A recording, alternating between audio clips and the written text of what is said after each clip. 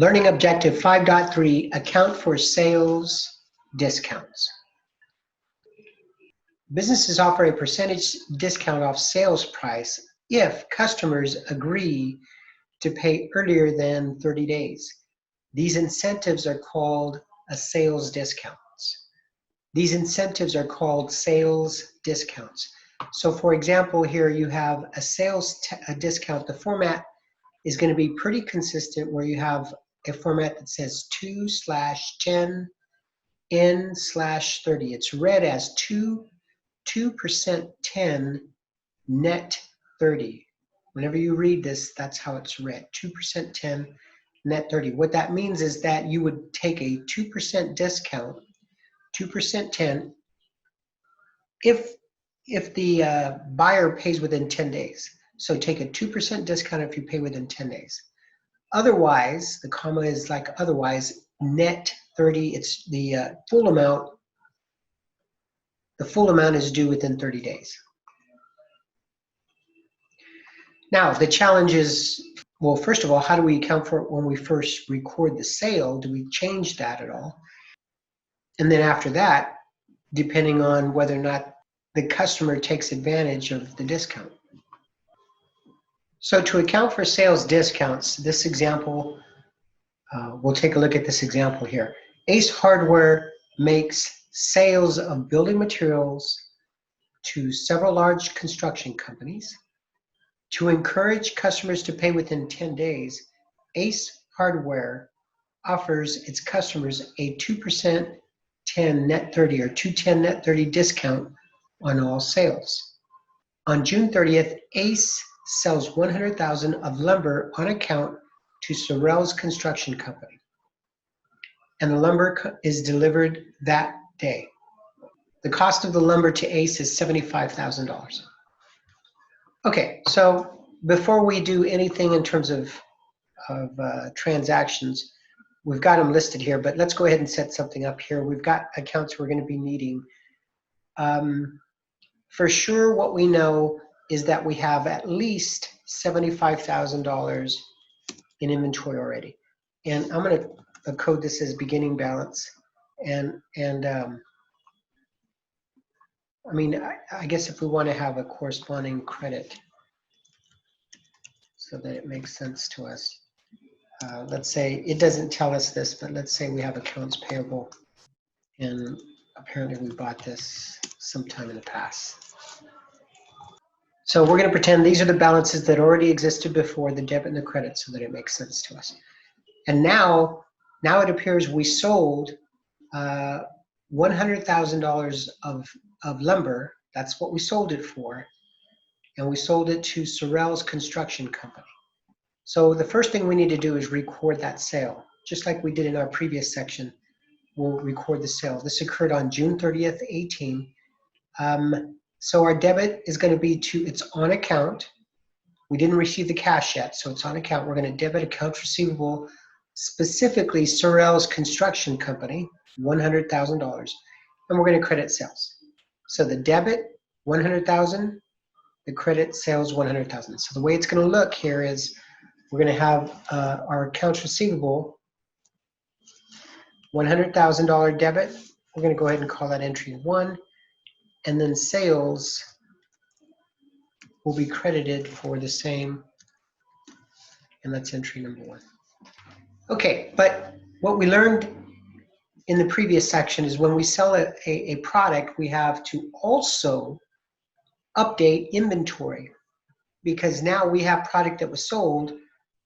If you think of it like a retailer, the product was on the shelf and now somebody just walked out the door with it. So that inventory isn't in the store anymore. Well, the same thing is if this company, Ace Hardware, has a store, or maybe a lumber yard where it has all this building materials listed, or in this area where it's locked up or fenced, so that when people can't just come in and walk away with it. But they have these trucks come in, they load these trucks, they take the product out. So now that product is gone, it's out of the lumber yard. And we've got to figure out, well, how do we update our inventory? Well, we know that we paid $75,000 for that lumber, and it even says the cost of the lumber to ACE is $75,000. So that lumber no longer exists in inventory. So that $75,000 is going to be removed from inventory. There's going to be a credit to inventory for $75,000, and then the corresponding debit is going to be the charge to the cost of goods sold. And that means that this is inventory that's been sold already, so and the cost associated with it is $75,000. So specifically, the journal entry is going to be a debit $75,000. Let's call this entry number 2. And then in inventory, we're going to take out what we showed as the beginning balance there. Now, chances are there's more dollars in there from other transactions or even more lumber that's been previously bought. But, I didn't want to just put a credit there and there was nothing already there. So I went ahead and put that beginning balance equal to what we sold. And so now we just sold it. The balance of inventory is now 0. The cost of that inventory has been taken out of inventory and put into the cost of goods sold. Okay, so this journal entry is done. Now, Sorrell's Construction Company pays its invoice to Ace Hardware, and they paid in full, less the discount, on July 10th to record the collection. Now, it's important that we know the date, because when we sent this invoice on the 30th. So they had until the 10th, well, 10 days after, which is July 1, 2, 3, 4, 5, 6, 7, 8, 9, 10. So they had until July 10th to take the discount. Had they paid any time after the 10th, they would technically not be entitled to that discount. But they paid it on time to take the discount. So let's take a look at the journal entry now. The journal entry shows that we're going to receive cash, but we're not going to get $100,000. Even though we sent them an invoice for $100,000, we told them take a 2% discount. Take a 2% discount if you pay within 10 days. Well, they did. So how much cash did we receive? We received $98,000. So we're going to show a debit to cash for $98,000. We'll label that as entry 3. Now, accounts receivable, we billed them for $100,000. If you recall, the balance in receivable is $100,000. But we only received 98.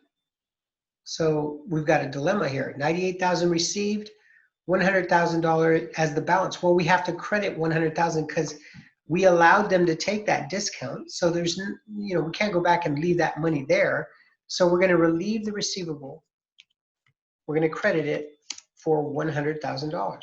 And that's going to remove any balance due from Sorrell's Construction. Now there's no money that's due. Houston, we have a problem. We debited $98,000 and we credited, we're off by $2,000. But that $2,000 represents the discount. So what we're going to do is create another contra revenue account. In the previous section, we already have been exposed to contra revenues, sales returns and allowances. That's when a product is returned to us. In this case, it's not a returns or allowance, it's a sales discount. So we're in fact going to create another contra revenue, and we're going to call it sales discounts. And it's a revenue, but revenues generally carry credit balances. However, this is a contra revenue. Just like the returns and allowances, it will normally carry a debit balance. So therefore, the $2,000 debit to the discount. And similar to the way we discussed in the previous section, when we present sales on a financial statement, we're going to net those sales. We're going to net sales and sales discounts, and what's not here, but we learned in the previous section, sales returns and allowances. And that's going to give us, we're going to net all those and we're going to come up with net sales. Okay? So we're essentially reducing the sales amount so that we know what we're actually going to receive in terms of net sales. So we go ahead and keep the gross amount that we sold it for, 100,000, and we just recognize a reduction of revenue, but not directly. We create a sales discount separately so that we can keep track of how much we're discounting our sales. So when this is actually reported on a financial statement, for Apple Incorporated, they're going to show net revenues in millions. They're just showing $1 amount. However, remember this is going to be net. So those are the total amounts for a period of time. It looks like that was for a year. But if I were just reporting this one sale, in this example here, just this one sale, I would show net sales of $98,000. And I get that by netting the sales as a credit and a debit discount. I'm going to net those two together as if they're one account, but they're not. They're kept separately in two different accounts. But when we report them, we'll report them together, combine them, so that our net sales is $98,000.